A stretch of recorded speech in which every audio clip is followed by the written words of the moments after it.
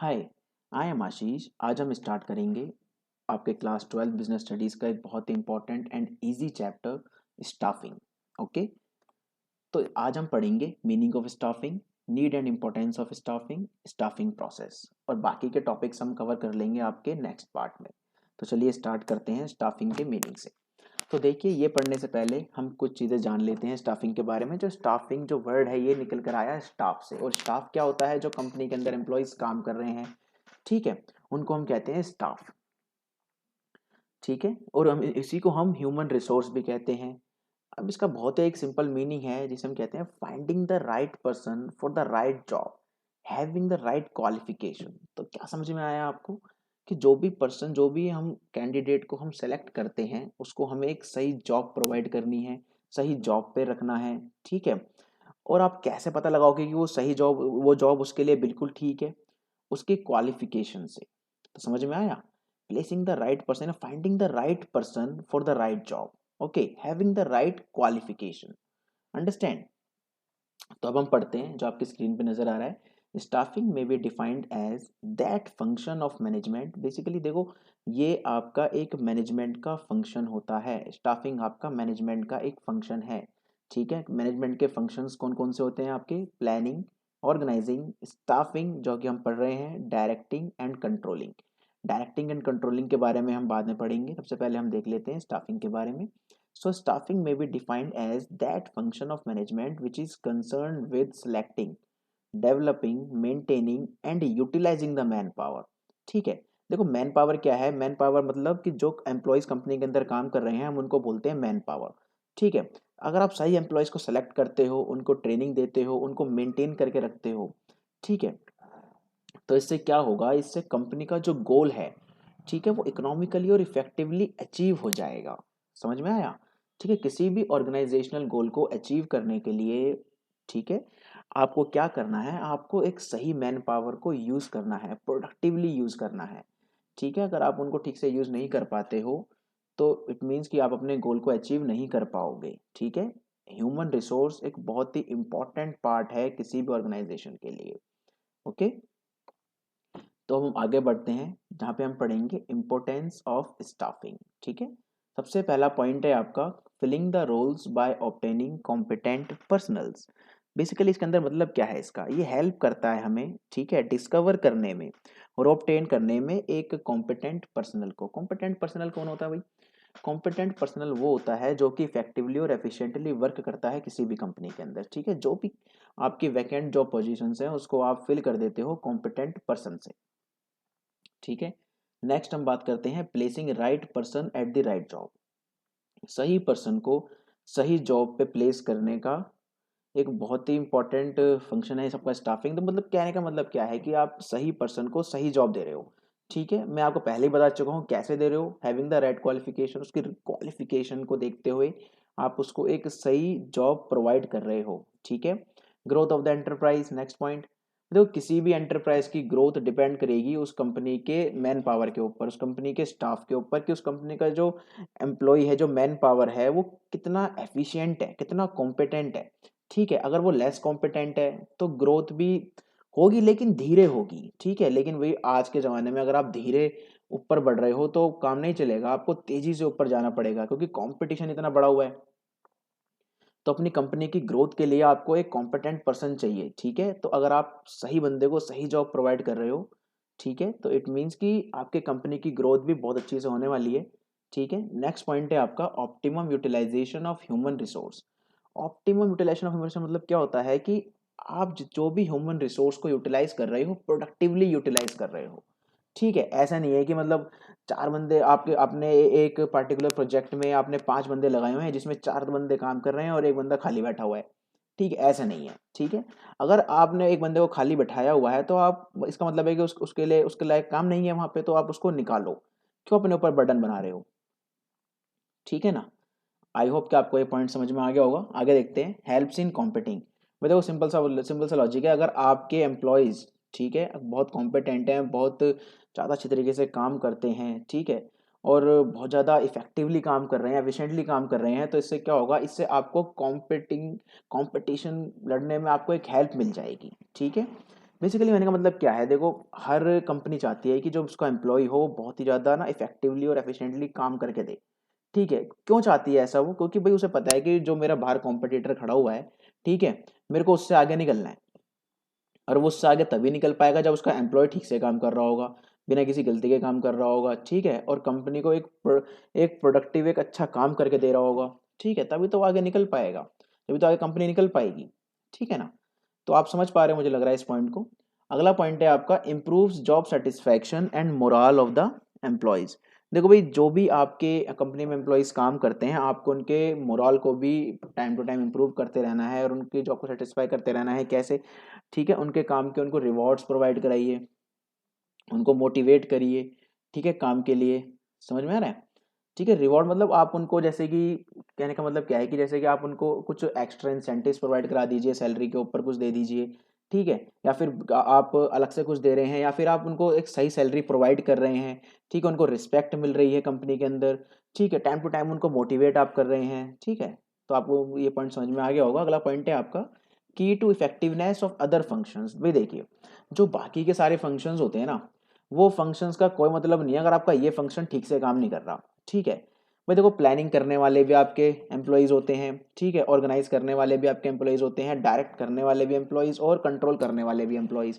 ठीक है, अगर आपके एम्प्लॉयज़ ही कॉम्पिटेंट नहीं है, ठीक से काम नहीं कर रहे हैं, तो बाकी सारे फंक्शंस काम ही नहीं करेंगे आपके। ठीक है, अगर काम कर भी रहे हैं तो ठीक से काम नहीं करेंगे। तो अब समझ में आया मैं क्या कहना चाह रहा हूँ? अगर आपका एक स्टाफिंग फंक्शन ठीक से काम नहीं कर रहा है, तो बाकी सारे फंक्शंस भी आपके ठीक से काम नहीं करने वाले, ये बात ध्यान रखना। तो चलिए, इंपॉर्टेंस के बाद हम आगे बढ़ेंगे आपके स्टाफिंग के प्रोसेस की तरफ। स्टाफिंग का प्रोसेस है, बहुत ही इजी है ये। ठीक है, सबसे पहला आपका पॉइंट है estimating the man power requirement. देखो भाई, अपने आप को ना एक एचआर मैनेजर की तरफ रख के देखो। ठीक है, अपने आप को एक एचआर मैनेजर बना लो। इस वक्त भाई मुझे ना कंपनी में हायरिंग करनी है, तो मैं किस प्रोसेस से मैं स्टार्ट करूंगा, मैं कैसे करूंगा। ठीक है, अपने आप को जरा इमेजिन कर लो, फिर उसके बाद देखो जरा यहाँ पे estimating the man power requirement. सबसे पहले आप ना एस्टिमेशन निकालोगे कि मुझे कितने एम्प्लॉय और किस टाइप के एम्प्लॉयज मुझे अपने कंपनी के अंदर चाहिए। ठीक है जी। भाई देखो, जिसके लिए आपको ना दो चीजें करनी पड़ती हैं। ठीक है, एक होता है आपका वर्कलोड एनालिसिस, एक होता है आपका वर्कफोर्स एनालिसिस। ठीक है, मतलब क्या है कि सबसे पहले आप देखोगे कि कितने एम्प्लॉयज की रिक्वायरमेंट है, ठीक है, और कितने एम्प्लॉयज कंपनी में ऑलरेडी काम कर रहे हैं। समझ में आ रहा है? कितने एम्प्लॉयज की रिक्वायरमेंट है और कितने एम्प्लॉयज ऑलरेडी कंपनी में वर्किंग हैं। तो अगर मैं बोलूं कि कंपनी के अंदर रिक्वायरमेंट है आपके 50 एम्प्लॉयज की, और कंपनी के अंदर ऑलरेडी वर्किंग है आपके 60 एम्प्लॉयज, तो 10 एम्प्लॉयज आपके एक्स्ट्रा काम कर रहे हैं, तो उनको निकालो। ठीक है जी, एंड वाइस वर्सा। तो चलिए, अगला पॉइंट है आपका रिक्रूटमेंट। रिक्रूटमेंट के अंदर हम बेसिकली क्या देखते हैं, इसके अंदर हम ना सर्चिंग बिहेवियर देखते हैं एम्प्लॉयज को, उनको हायर करने का, एक राइट कैंडिडेट को हायर करने का। ठीक है, तो बेसिकली अगर मैं ऐसे बोलूं कि the process of searching for the prospective employees and stimulating them to apply for the job in the organisation. कहने का मतलब क्या है कि देखो, एक ऐसा प्रोसेस है जहां पे हम ना एक राइट एम्प्लॉय, एक राइट कैंडिडेट को हम सर्च करेंगे with the help of different method, जो कि हम आगे पढ़ेंगे इसके अंदर। ठीक है, जिसमें हम आपके casual callers and direct recruitment, advertisement, ये सब हम देखेंगे। ठीक है, कहने का मतलब क्या है कि हम एक ऐसा प्रोसेस है जिसके अंदर हम ना एक राइट एम्प्लॉय को हम सर्च करते हैं, एक राइट कैंडिडेट को हम सर्च करते हैं अपने कंपनी के लिए।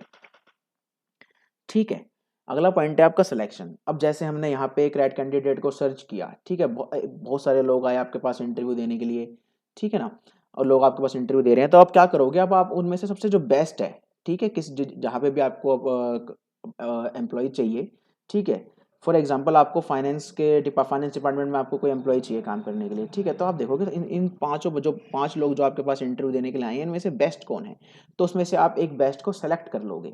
ठीक है, तो बेसिकली सिलेक्शन एक आपका एक तरीके से नेगेटिव प्रोसेस भी होता है, क्योंकि इसके अंदर आप ना बहुत सारे लोगों को आप निगलेक्ट कर देते हो, आप उनको हायर नहीं करते, क्योंकि आपको बेस्ट चाहिए। ठीक है, अगर आपने बेस्ट बंदे को सिलेक्ट कर लिया है, उसके बाद क्या करोगे, उसके बाद प्लेसमेंट हो जाएगी, और फिर उसके बाद होगा ओरिएंटेशन।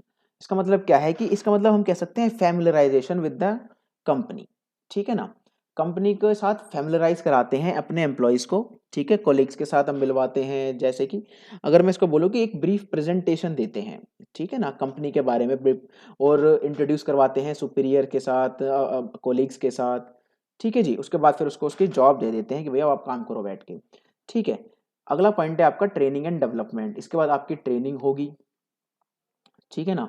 ट्रेनिंग एक बहुत ही ज़्यादा इंपॉर्टेंट पार्ट है आपके स्टाफिंग प्रोसेस का, ठीक है ना। ट्रेनिंग बेसिकली क्या करता है, एक तरीके से अपग्रेडेशन है आपकी नॉलेज और स्किल्स का, ठीक है। क्या है, एक तरीके से अपग्रेडेशन है आपकी नॉलेज और स्किल्स का। ये बेसिकली आपको एक अपॉर्चुनिटी प्रोवाइड करता है टॉप पे जाने की, ठीक है। ट्रेनिंग की हेल्प से आप टॉप पे जा सकते हैं किसी भी कंपनी में, ठीक है। तो basically it is a learning process, training एक लर्निंग प्रोसेस है। उसके बाद हम बात करेंगे परफॉर्मेंस अप्रेजल। भाई देखो, जब आपकी ट्रेनिंग हो जाती है, ठीक है, जब आपकी ट्रेनिंग हो जाती है उसके बाद फिर आप जॉब पे कुछ समय बिता लेते हो, फिर उसके बाद आपकी ना परफॉर्मेंस को इवेल्युएट किया जाता है, ठीक है। क्या किया जाएगा, आपके परफॉर्मेंस को इवेल्युएट, ठीक है। उसके बाद फिर आपको मतलब सैलरी इंक्रीज करेंगे, आपको प्रमोशन देनी है, फिर वो बात की बात है। लेकिन बिना आपके परफॉर्मेंस को इवेल्युएट किए आपको प्रमोशन नहीं मिल सकती, ठीक है। अगर आपकी परफॉर्मेंस अच्छी है, हाई है, तो उस वजह से आपको फिर प्रमोशन दे देंगे, जबकि आपका नेक्स्ट पॉइंट है प्रमोशन एंड करियर प्लानिंग। देखो बेसिकली प्रमोशन हेल्प करता है, प्रमोशन का मतलब क्या होता है, लोअर जॉब से अपर जॉब पे शिफ्ट करना, ठीक है। किसी भी एम्प्लॉय को लोअर जॉब से अपर जॉब पे शिफ्ट करना, इसे कहते हैं प्रमोशन, ठीक है। तो प्रमोशन करने से क्या होता है, बेसिकली एम्प्लॉय ना मोटिवेट हो जाता है, मोटिवेट होता है और अच्छे तरीके से काम करता है कंपनी के अंदर, ठीक है ना। और अपनी करियर प्लानिंग भी करेगा, ठीक है। करियर प्लानिंग मतलब क्या होता है भाई, बताओ, सोचो जरा। करियर प्लानिंग का मतलब होता है कि भाई अब मेरे को ना यहीं से रिटायर होना है। अगर मैं एक बिल्कुल ही सरल भाषा में अगर मैं बात करूं, ठीक है भाई, मेरे को तो भाई इसी पार्टिकुलर डिपार्टमेंट में या फिर इसी फील्ड में मेरे को अपना करियर बनाना है, तो उसे कहेंगे करियर प्लानिंग। और वो तभी वो सोचेगा कोई एम्प्लॉय जब उसको उसमें इंटरेस्ट आ रहा होगा, ठीक है, वो मोटिवेटेड होगा, सेल्फ मोटिवेटेड होगा, ठीक है ना, वो तभी सोचेगा भाई उस बारे में, ठीक है। और कहीं ना कंपनी भी हेल्प करती है आपके करियर प्लानिंग प्रोसेस में। अगला पॉइंट है आपका कंपनसेशन। भाई देखो सबसे ज़्यादा इंपॉर्टेंट पार्ट है ये, ठीक है, किसी भी स्टाफिंग प्रोसेस का, किसी भी क्या इसी स्टाफिंग प्रोसेस का बहुत इंपॉर्टेंट पार्ट है कंपनसेशन। कंपनसेशन मतलब वेजेस एंड सैलरीज, ठीक है। अगर आप किसी एम्प्लॉय को सैलरी ही नहीं दे रहे हो उसके काम की, ठीक है, तो भाई देखो एक ना एक दिन ना वो आपकी कंपनी छोड़ के चला जाएगा, ठीक है। और आप नहीं चाहोगे कि भाई मैं दोबारा से सब किसी को रिक्रूट करूं, फिर उसे काम सिखाऊं, समझ रहे हो। तो बहुत ही ज़्यादा इम्पोर्टेंट मतलब मैं कह सकता हूँ एक पॉइंट है आपका कंपनसेशन, ठीक है। तो यहाँ पे आपका स्टाफिंग प्रोसेस खत्म हो जाता है। तो हमने इसमें क्या पढ़ा, estimating the man power requirement, recruitment, selection, placement and orientation, training and development, performance appraisal, promotion and career planning, compensation. अब देखो पेपर में क्वेश्चन कैसा आ जाएगा आपके, पेपर में आपसे ऐसे पूछ लेंगे भाई बताओ कि ये जो प्लेसमेंट एंड ओरिएंटेशन है, ठीक है, इनके बाद के 2 पॉइंट्स को आप एक्सप्लेन कर दो। या फिर ऐसी कोई केस स्टडी दे देंगे जिसमें ना मान लो कि सिलेक्शन के बारे में पूछा होगा और आपसे बोल देंगे कि इसके पहले के 2 पॉइंट्स को आप एक्सप्लेन कर दो, ठीक है। या फिर आपसे इसी पॉइंट का एक्सप्लेनेशन मांग लेंगे, सिलेक्शन पॉइंट का एक्सप्लेनेशन मांग लेंगे आपसे, तो आपका क्वेश्चन किसी भी तरीके का आ सकता है, ठीक है। तो आपका मुझे लगता है कि कंसेप्ट आपका क्लियर हो गया होगा इसके अंदर। नेक्स्ट हम बात करेंगे एस्पेक्ट्स ऑफ स्टाफिंग के बारे में। देखो आज बस मैं आपको इसके बारे में थोड़ा थोड़ा बता देता हूँ, इसके बारे में डिटेल में हम बात करेंगे नेक्स्ट वीडियो में, ठीक है। आपके बेसिकली 3 एस्पेक्ट्स होते हैं स्टाफिंग के। पहला रिक्रूटमेंट, ठीक है, जिसके अंदर हम सर्च करते हैं एक प्रोस्पेक्टिव एम्प्लॉय को, एक, ठीक है, एक राइट कैंडिडेट को। उसके बाद हम बात करते हैं सिलेक्शन, जिसके अंदर हम सेलेक्ट करेंगे, ठीक है, बेस्ट कैंडिडेट को, ठीक है। उसके बाद हम बात करेंगे ट्रेनिंग की, ठीक है। ट्रेनिंग के अंदर हम बेसिकली 2 टाइप की ट्रेनिंग हम प्रोवाइड कराते हैं, ठीक है, मतलब कंपनी प्रोवाइड कराती है on the job training end of the job training. एक ऐसी ट्रेनिंग जो आपके जॉब के साथ साथ चल रही है। और ऑफ द जॉब ट्रेनिंग क्या होती है, जो आपको जॉब से छुट्टी दे के आपको भाई ट्रेनिंग लेके आओ पहले। Basically of the job training कब दी जाती है, जब आप कोई किसी ऐसी जगह काम कर रहे हो जहाँ पर आप अगर आपका जो नुकसान, अगर आपको नुकसान कर देते हो, गलती कर देते हो, तो वो कंपनी के लिए भी और आपके लिए भी भारी पड़ जाएगी। तो इसलिए कंपनी कहेगी भाई तू पहले सीख के आ जा, ठीक है, उसके बाद फिर हम यहाँ पे तेरे से काम करवाएंगे, ठीक है जी। तो आज के लिए इतना ही रखेंगे, ठीक है। अब आप इस वीडियो को एक बार दोबारा देखना, और कोई आपको डाउट है इसके अंदर तो आप प्लीज़ कमेंट बॉक्स में डालिए, ठीक है दीदी। ये मेरी ये पहली वीडियो है, और अगर जैसा भी अगर आपको लगता है कि इसमें कोई मुझे इम्प्रूवमेंट की ज़रूरत है तो आप प्लीज़ मुझे बताएं, ठीक है। चलिए, thank you so much, bye bye.